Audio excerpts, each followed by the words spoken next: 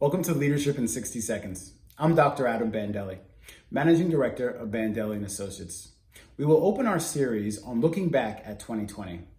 Today, we're going to cover taking time to reflect on what you've accomplished during the year. Many of the leaders that I work with do this from a performance standpoint in their annual review meetings. This is a time where they can sit down with their manager and review their KPIs and what they accomplished during the year. Although this is a good starting point, it barely scratches the surface on the type of deep reflection that is required to grow as a leader.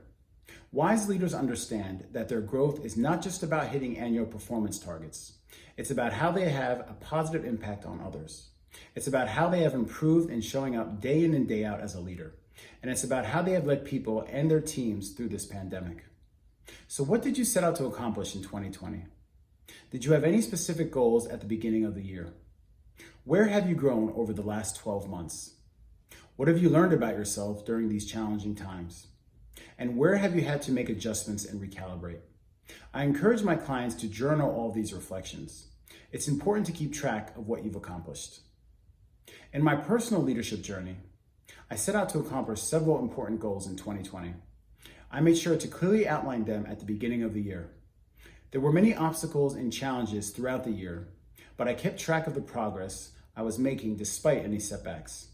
I course-corrected and adjusted my approach as the months went by. As I reflect back on it now, I am proud that I kept my plan and accomplished many of my key objectives. If you didn't set goals in 2020, that's okay too. We'll have time to do that in our next session when we think about 2021. The important thing is to take time to reflect on the year. Make sure you give yourself the opportunity to look back on how your year went. Thanks for watching, friends. And remember, leadership matters. Without it, people fail.